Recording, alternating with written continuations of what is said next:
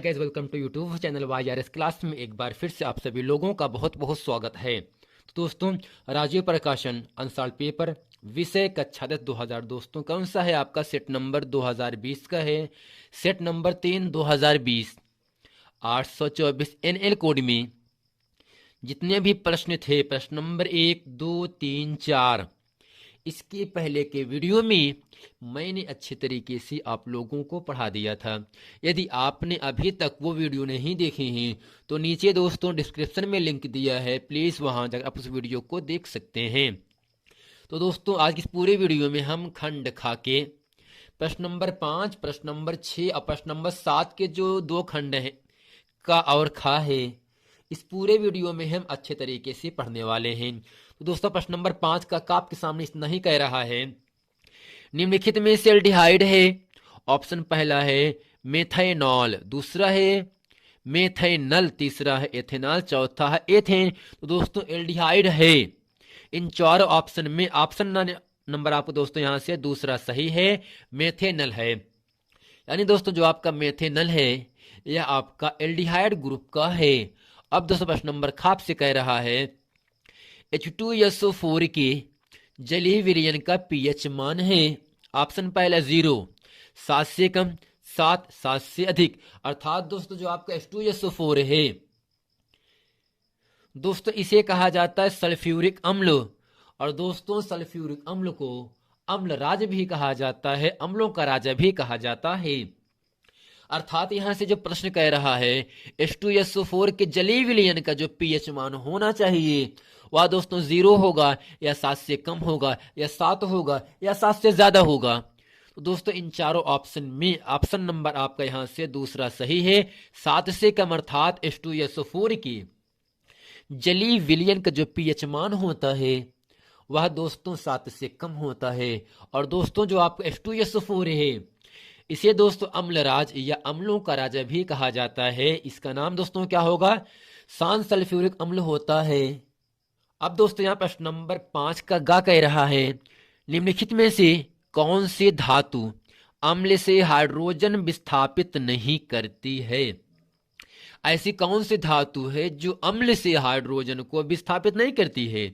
Option पहला है Fe, जिसे कहते हैं आयरन, दूसरा है Zn, जिसे कहते हैं जिंक, तीसरा है Mg, जिसे कहते हैं मैग्नीशियम, और चौथा है Cu, जिसे कहते हैं कॉपर या जस्ता कहते हैं।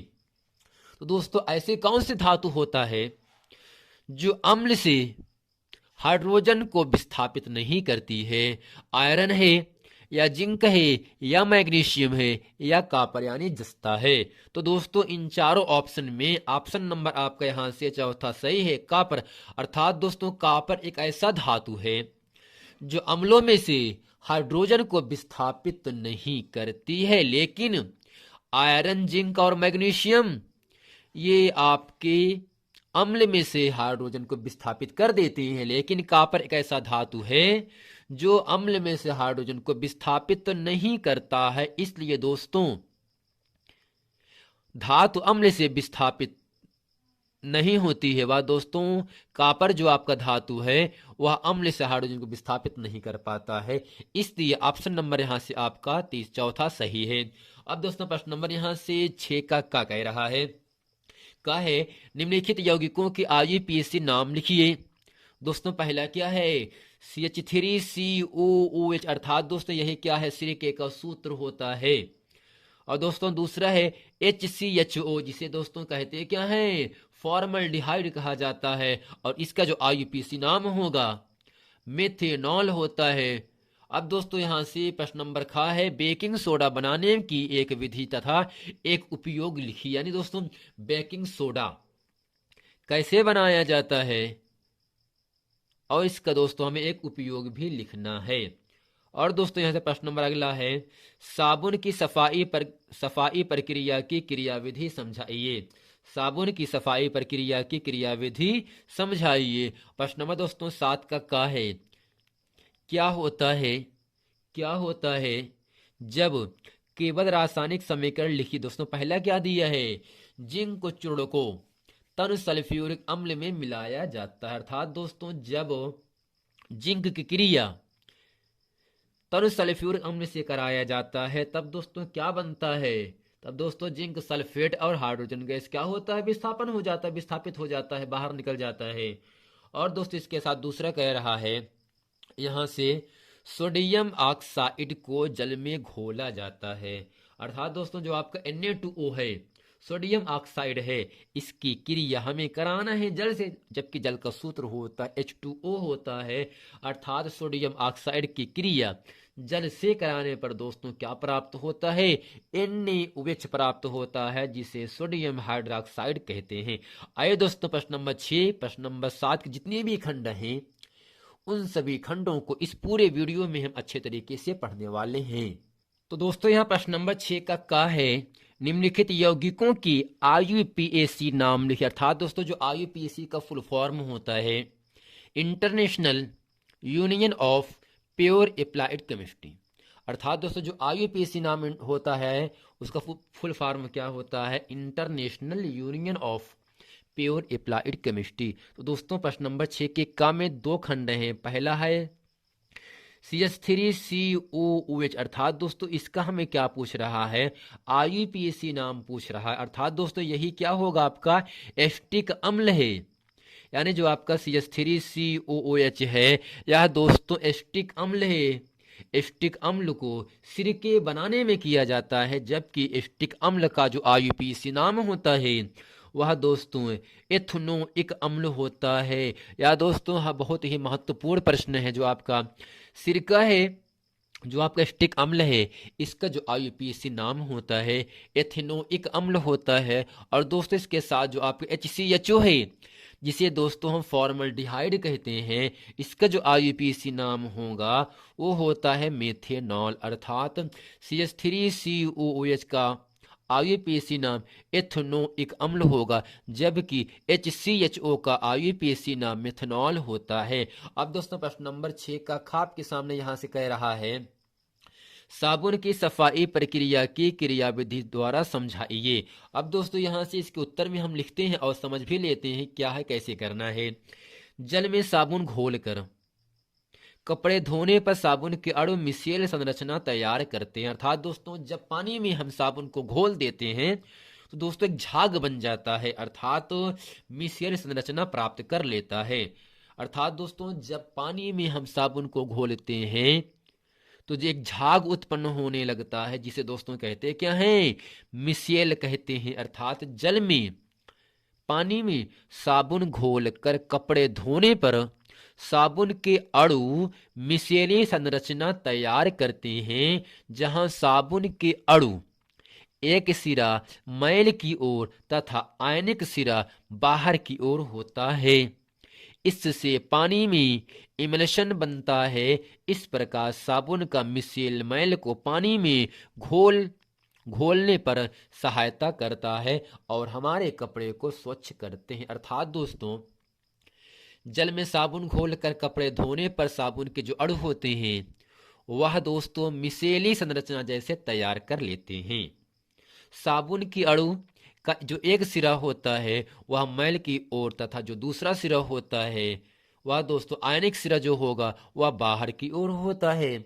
इससे पानी में दोस्तों क्या होता है, इमल्शन बनता है। इस प्रकार साबुन का मिसेल जो होगा, जो झाग उत्पन्न होगा, मैल को पानी में घोलने पर सहायता करता है और हमारे जो कपड़े होते हैं, जो गंदे कपड़े होते हैं, वे अच्छे तरीके से दोस्तों स्वच्छ हो जाते हैं, साफ हो जाते हैं। इस प्रकार दोस्तों हम साबुन से सफाई कर लेते हैं। अब दोस्तों प्रश्न नंबर 6 का गा आपके सामने यहां से कह रहा है बेकिंग सोडा बनाने की एक विधि तथा एक उपयोग लिखिए। अब दोस्तों यहां से हेडिंग करते हैं बेकिंग सोडा बनाने के विधि, काली पेन से करेंगे। इसमें लिखेंगे यह सोडियम हाइड्रोक्साइड के सांद्र विलयन में अधिक मात्रा में कार्बन डाइऑक्साइड प्रवाहित करने पर प्राप्त होता है। अर्थात दोस्तों सोडियम हाइड्रोक्साइड की क्रिया कार्बन डाइऑक्साइड से कराने पर सोडियम कार्बोनेट, जिसे दोस्तों हम बेकिंग सोडा के नाम से भी जानते हैं, अर्थात जो आपका Na2CO3 प्राप्त हो रहा है, यही दोस्तों क्या है, सोडियम सोडियम कार्बोनेट है और दोस्तों जब इसकी क्रिया हम जल के साथ कार्बन डाइऑक्साइड का भी क्रिया करा देते हैं तब दोस्तों NaHCO3 प्राप्त हो जाता है और यह दोस्तों क्या होगा आपका सोडियम बाई कार्बोनेट होता है जिसे दोस्तों हम बेकिंग सोडा कहा जाता है। अर्थात यहां से करते क्या है, सोडियम हाइड्रोक्साइड की क्रिया कार्बन डाइऑक्साइड से कराने पर सोडियम कार्बोनेट और जल प्राप्त होता है और जब दोस्तों सोडियम कार्बोनेट और जल की क्रिया कार्बन डाइऑक्साइड से करा दिया जाता है तब यहां से NaHCO3 प्राप्त होता है जिसे दोस्तों कहते हैं Na का मतलब सोडियम, अगर H बीच में है तो बाई पढ़ेंगे, तो सोडियम बाई कार्बोनेट जिसे दोस्तों कहते हैं बेकिंग सोडा भी कहा जाता है। अर्थात दोस्तों जो आपका बेकिंग सोडा बनता है पहले बनाते क्या है दोस्तों, जो आपका सोडियम हाइड्रोक्साइड होगा उसकी क्रिया हम कार्बन डाइऑक्साइड से कराने पर सोडियम कार्बोनेट और जल प्राप्त होता है और सोडियम कार्बोनेट की क्रिया जल से और इसके साथ कार्बन डाइऑक्साइड से कराने पर यह दोस्तों NaHCO3 प्राप्त होता है। यही दोस्तों क्या होगा, सोडियम बाई कार्बोनेट होता है। यही दोस्तों आपका बेकिंग सोडा का सूत्र होता है। अब दोस्तों इसका हमें एक उपयोग भी पूछ रहा है, यानी इसका उपयोग कहाँ कैसे करते हैं। रोगी रंगत पाने के लिए बेकिंग सोडे का उपयोग किया जाता है। अब दोस्तों प्रश्न नंबर 7 का यहाँ आपके सामने क्या कह रहा है, क्या दोस्तों प्रश्न नंबर 7 का आपके सामने क्या कह रहा है, यहाँ से क्या होता है जब केवल रासायनिक समीकरण लिखिए। दोस्तों पहला क्या दिया है, जिंक चूर्ण को तन सल्फ्यूरिक अम्ल से मिलाया जाता है। अर्थात दोस्तों जिंक की क्रिया तन सल्फ्यूरिक अम्ल से कराने पर क्या क्या बनता है आपसे पूछ रहा है पहला।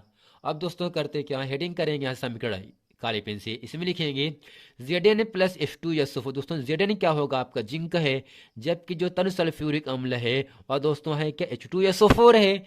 इसे दोस्तों कहते हैं कि अम्लराज भी कहा जाता है।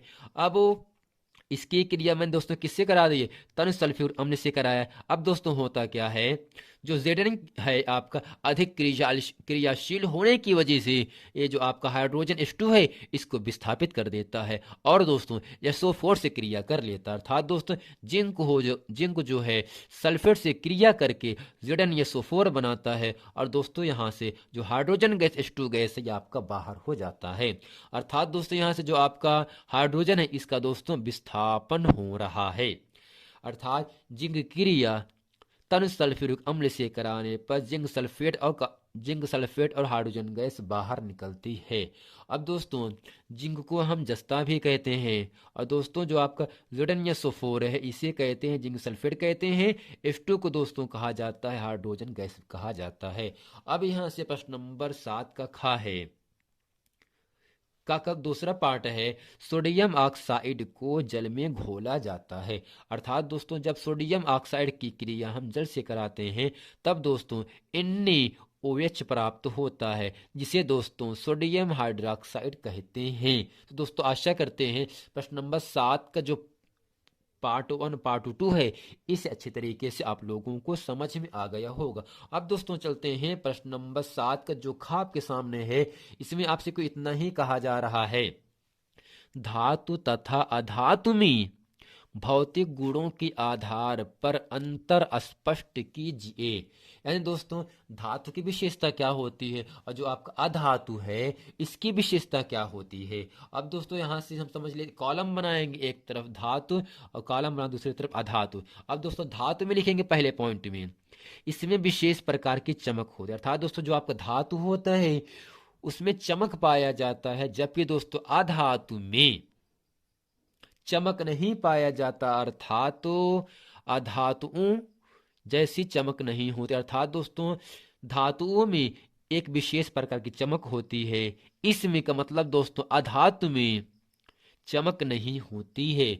अब दूसरा पॉइंट है, यह आघात वर्ध एवं तन्न होते हैं। अर्थात दोस्तों आघात वर्ध का मतलब यह होता है धातुओं को पीटकर चादर के रूप में बदलने का गुण आघातवर्धनीयता कहलाता है। और दोस्तों धातुओं को पीटकर पतले तार के रूप में बनाने का जो गुण होता है उसे दोस्तों कहते हैं धातु तन्यता कहा जाता है। अर्थात दोस्तों खंभे में जो वायर लगा होता है एल्यूमिनियम का, उसे दोस्तों कहते क्या है, उसको पिघला करके पतले तार के रूप में बदलते हैं, यही दोस्तों क्या होगा, आपका तन्यता कहलाएगा। अर्थात दोस्तों धातुओं को पीट कर चादर के रूप में बदलने का गुण धातु आघात वर्तनीयता कहलाता है, और धातुओं को पीट करके तार के रूप में बदलने का गुण धातु तन्यता कहलाता है। अर्थात यह आघात वर्ध एवं तन्न होते हैं, जबकि दोस्तों जो अधातु होता है यह आघात वर्ध तथा तन्न नहीं होते, बल्कि भंगुर होते हैं। अर्थात क्षण भर में क्या होते दोस्तों, टूट जाते हैं। और दोस्तों तीसरा पॉइंट है, यह उष्मा एवं विद्युत का सुचालक होती है। दोस्तों जो आपका धातु होता है, धातुओं में दोस्तों हम उष्मा प्रवाहित कर सकते हैं, धारा प्रवाहित कर सकते हैं, करंट प्रवाहित कर सकते हैं। अर्थात दोस्तों सुचालक का मतलब ये होता है जिस भी तार में हम धारा प्रवाहित कर सकते हो वह दोस्तों आपका सुचालक होता है। जैसे कापर, तांबा, एल्यूमिनियम, लोहा, ये सब दोस्तों क्या होते हैं, आपके धातु होते हैं। सोना हो गया, चांदी हो गया, एल्यूमिनियम हो गया, ये सब दोस्तों क्या होंगे, आपके धातु होते हैं। और धातु दोस्तों किसके पहचाने क्या होगी, धातु में चमक होता है। धातु आघातवर्ध और आघातन होते हैं। धातु क्या होता है दोस्तों, उष्मा एवं विद्युत का सुचालक होती है, जबकि दोस्तों जो आपका अधातु होता है या उष्मा का कुचालक होती है। अर्थात दोस्तों लकड़ी, पत्थर, दीवाल, कागज, यह सब दोस्तों क्या होगा, आपका अधातु होता है। इसमें हम दोस्तों करंट को प्रवाहित नहीं कर सकते हैं। दोस्तों चौथा पॉइंट यहाँ से है, यह ठोस होती है। अर्थात जो आपका धातु होगा यह ठोस होता है, लेकिन दोस्तों जो अधातु होता है यह ठोस एवं गैस होती है। अर्थात दोस्तों जो आपका अधातु होगा ठोस भी होता है और गैस भी होता है। तो दोस्तों आशा करते हैं धातु और अधातु का अंतर अच्छे तरीके से आप लोगों को समझ में आ गया होगा। और इस पूरे वीडियो में दोस्तों सेट नंबर तीसरा 2020 824 NL कोड में प्रश्न नंबर खंड खा के प्रश्न नंबर 6, प्रश्न नंबर 7 और प्रश्न नंबर 7 के जितने भी खंड थे वे सभी खंड मैंने इस पूरे वीडियो में अच्छी तरीके से बता दिया। तो दोस्तों आशा करते हैं यह पूरा प्रश्न वीडियो आप लोगों को अच्छे तरीके से समझ में आ गया होगा। मिलते हैं दोस्तों नेक्स्ट वीडियो में, तब तक के लिए थैंक यू।